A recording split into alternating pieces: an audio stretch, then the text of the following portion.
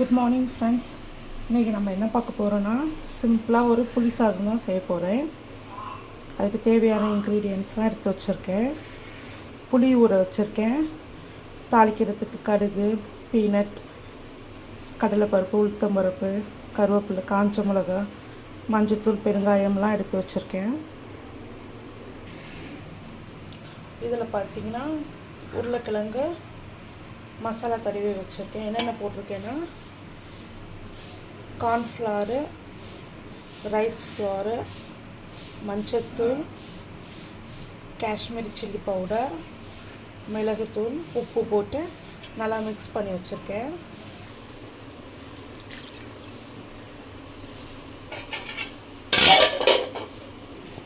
இப்போ பார்த்திங்கன்னா நான் சாப்பாட்டுக்கு உழ வச்சாச்சு. இப்போ நான் புளியை தனியாக கரைச்சி எடுத்து வச்சுருக்கேன். இதில் மஞ்சத்தூள் ஆட் பண்ணிக்கலாம். இப்போ தாய்ச்சில் எண்ணெய் விட்டுருக்கேன். எண்ணெய் லைட்டாக காயட்டும். ஆயில் லைட்டாக காஞ்சிருச்சு, எண்ணெய் நல்லா காஞ்சிருச்சு. இப்போ கடுகு ஆட் பண்ணிக்கலாம்.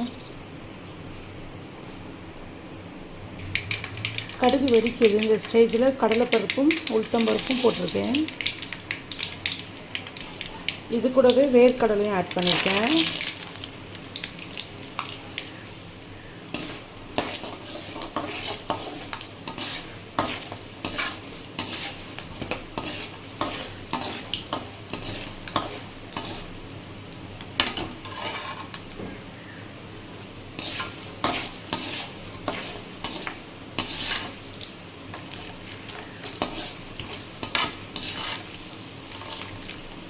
இப்போ பார்த்திங்கன்னா கடலைப்பருப்பும் உளுந்து லைட்டாக பொரிஞ்சிருச்சு.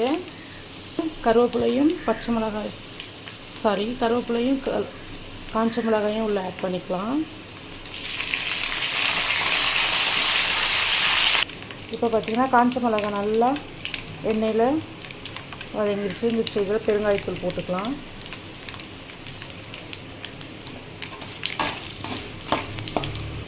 இப்போ நம்ம கரைச்சி வச்சுருக்க புளி தண்ணியை உள்ள ஆட் பண்ணிக்கலாம்.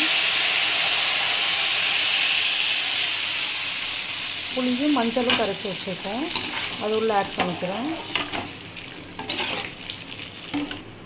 இதுக்கு தேவையான உப்பு ஆட் பண்ணியிருக்கேன்.